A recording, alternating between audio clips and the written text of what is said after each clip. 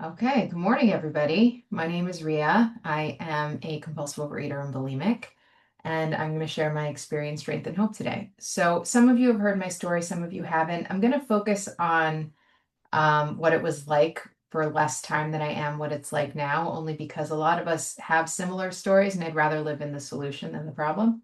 So, the short version is that from the time I was very young, I was never fully comfortable in my skin. I didn't have a lot of friends.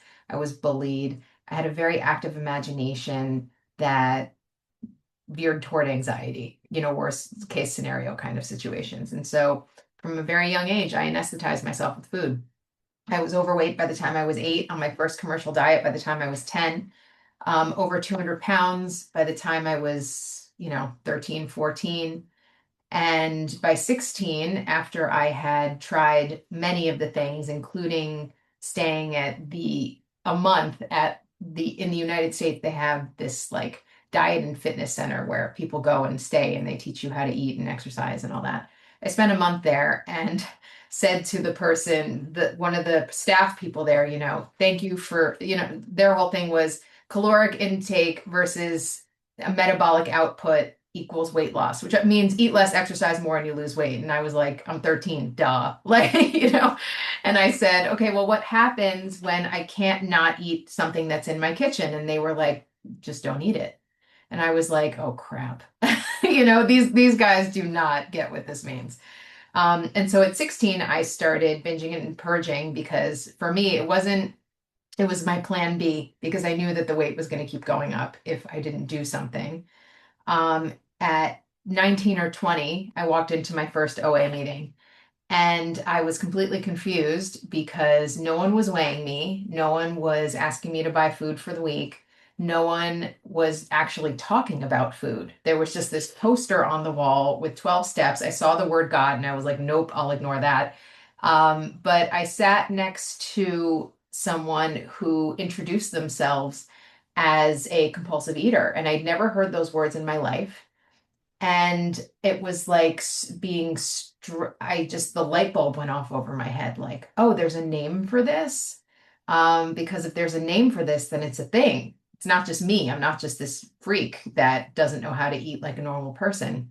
And so I intuitively understood that if I said to these people, what happens if I can't not eat something, they would know what I meant. They wouldn't just say, just don't eat it. And so I came back to meetings for 2 years. Wasn't really willing to follow directions, but I at least kept coming back. And then when I was 22, I sat in a meeting and the wires crossed, and I realized that maybe if I do what they do, I'll have what they have. And that was the night I got abstinent. And interestingly, I did do what I was told. And at that point, it was really in I can't say in OA in general, but at least the area where I was, it was very much all about the food plan, and what you were eating and how much you weighed and weighing and measuring, et cetera, et cetera. And that was my program for a while. And I lost a lot of weight. I got very, very thin, a little too thin, honestly. Although when people asked me if I was okay, I loved it because, first of all, attention, hello. But second of all, because can you imagine being like overweight your whole life and then people thinking you're too thin? I mean, that's like that's better than Coke, you know what I mean? So I lost weight and I realized that I had everything I thought I wanted, and I was even more uncomfortable in my skin than I'd ever been at 250 pounds. And it made no sense to me because I had everything. And that's when I realized what this disease was really about. They talk about it in the doctor's opinion. Dr. Silkworth says it perfectly. He says, we are restless, irritable, and discontent unless we can again experience the sense of ease and comfort that comes at once by taking a few drinks. So the sequence of that sentence is not I drink and then I'm uncomfortable. It's my default setting is discomfort and I medicate it with alcohol, or in my case, food. And so now what I had done is I had just taken the food away. I had taken the weight away. I had taken away all the things that I was using to medicate it. And now I was just untreated. So no wonder I was miserable. And that's when I really started getting into the 12 steps. There was somebody who had said to me earlier, we don't work the steps to get abstinent, we get abstinent to work the steps. And when I first heard that, I was like, yeah, okay, whatever. I just want to be thin, thanks. But now I really got it. I really got it. Because ultimately, in this program, I can stop eating compulsively. But if I don't have a spiritual experience, I won't have a choice but to go back because life will be unbearable without food. That's just how it is. That's what it is to be an addict. It doesn't matter what my drug of choice is. The fact is that without it, I am too uncomfortable in my skin. I am too thirsty for connection. And if I don't have a spiritual experience, I have no choice. I will either go back to using or die.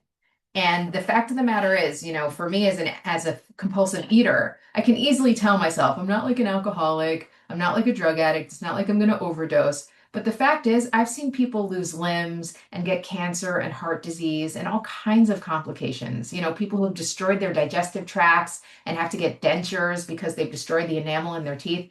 This disease isn't a joke. It will still kill us. It will just take longer. And it will be more painful. And I need to remind myself of that. Long story short, as I said, I came to my first meeting when I was 20. I'm now 44. You do the math. I have been abstinent the majority of that time. I had a relapse 6 years ago, because something bad happened to me that I didn't like. And I had made a deal with God that now that I was abstinent and doing all the right things, nothing bad should ever happen to me again. And apparently that wasn't part of the contract that I signed. And so I had to work through my resentment at unjust things happening and having to forgive and being okay with the fact that I don't know what's right for me all the time. And I will say there's a really great speaker who is not part of this fellowship, but was part of another fellowship. And if you'd like to know their name, I'm happy to share it with you privately. But he talks a lot about this idea of forgiveness. And he says that forgiveness is giving up hope of having had a better past. I'll say that again. Forgiveness is giving up hope of having had a better past. And the fact of the matter is, the story I would have told you about my life 5 years ago is very different than the story I would tell you today. Because ultimately, whatever happened to me in the past is all part of something fundamental in refining me into who I am. And who I am, at my essence, is a child of God who is here to be of use to somebody else. And when I get in my own way with self-pity and resentment and self-centeredness, I'm not doing my job here. And I wasn't aware of that until I started working the 12 steps. That the goal of the 12 steps, and it says it in step 12, having had a spiritual awakening as the result of working these steps. They don't say anything except you're not going to necessarily feel better. Your bank account's not going to fill. You're not going to find a boyfriend or a girlfriend. Your hair is not going to grow back. Whatever it is, there are no promises except that we're going to have a spiritual experience. But that's the essence of everything. Because years ago, Bill Wilson, the founder of AA, wrote a letter to Dr. Jung, who had spoken to Roland Hazard. That story exists in the big book, where basically Roland Hazard was a really bad alcoholic, and he went to Dr. Jung, worked with him for a year, and Dr. Jung said, "Sorry, I can't help you. The only thing that can help you is a spiritual experience." Roland Hazard came back to the States and ended up getting sober, connecting, and through a variety of different meetings, Bill got sober. And in 1961, he wrote a letter to Dr. Jung to tell him, this is what happened with your old client. And Dr. Jung wrote back to him and he said, and I actually read the letter yesterday, so I'll read it to you now. But essentially, Dr. Jung said, hold on, find it. He said, sorry, hold on. Here we go. His craving for alcohol was the equivalent on a low level of the spiritual thirst of our being for wholeness, expressed in medieval language, the union with God. And then I'm going to skip down the letter. You see, alcohol in Latin is spiritus, and you use the same word for the highest religious experience as well as for the most depraving poison. The helpful formula, therefore, is spiritus contra spiritum. So the only solution for my problem is a spiritual experience. And we are very, very lucky that almost, yeah, 90 years ago. These men and women, Left. thank you so much, formalized a system that will facilitate that for us. And all I have to do is work the 12 steps. That's it. I have to get abstinent first because the steps will not work if I'm not abstinent, but I have to get abstinent first and then work the 12 steps as hard and fast as I can. And I have had spiritual experiences as a result of working these steps. I've had big white light ones and I've had little teeny weeny tiny ones that happen all the time. What I can tell you today is that I am not the person I was when I walked into this room. I'm not the person I was yesterday, because I'm on a continuous journey of seeking a connection with God and God's protection. Now, when I first came in, when I heard people say the word God, I was like, oh God, this is a cult. Like, I just was not interested at all. I just wanted to get thin and pretty and leave. That's it. Now I find that the only way that I can live sanely and happily is if I have that spiritual connection intact as a foundation of everything. And I just learned that recently because my life has gotten way bigger than I ever imagined it could be. I thank God I'm married. I have 5 children. I live in Israel, which some of you know, maybe you've read the news, but people are quite interested in the country that I live in. And I've lived through war, I've lived through all different kinds of things. And I also, thank God, am a writer and a novelist, and all kinds of things are going on with me career-wise. And so now I'm super important, right? So I got to go take care of all the super important, special, magical things that I'm doing. And I don't have time for God. I don't have time for program. I've been doing this long enough, so whatever. Well, is it any wonder that I was absolutely miserable and out of my mind? I didn't pick up the food, but that old discomfort and longing and itchiness and exhaustion and irritability came back. Because for me at this point, I don't deal with food cravings so much anymore. The way that my disease manifests the most is through body image garbage and irritability. I will obsess about how I look. I will obsess about my weight. I will obsess about the curve of my hip. And if it's, a fraction of a centimeter bigger than it was yesterday. And then every single person who I interact with, um, I would, they just drive me up the wall. They just drive me crazy because I'm obviously better than everyone because I work a 12-step program and I'm more spiritually elevated and know better than everyone. So anyone who shows any sign of imperfection, needs to just go to hell. You know what I mean? So that's unfortunately not a way to live productively. I can't really be of help to people if I'm just judging the crap out of them all the time. I don't know. I thought maybe it would work both ways. Apparently it doesn't.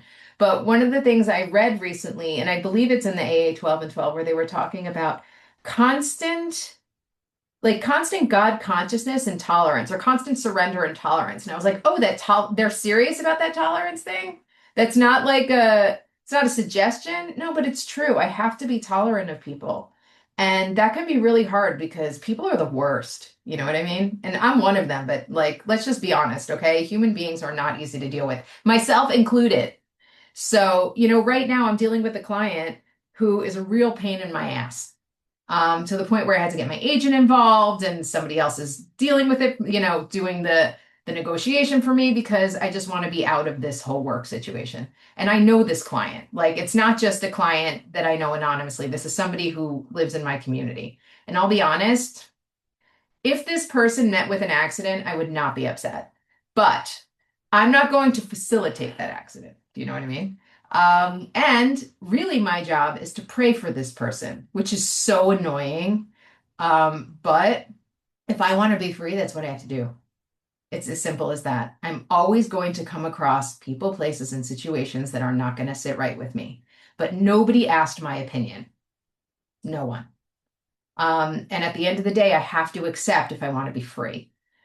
So for today, thank God I'm abstinent. I live in a normal sized body that is healthy and beautiful. I have an incredible family, and in an immediate family and also an OA family. And thank God I have God. That's it. That's everything. So I'm gonna wrap up there. Thanks.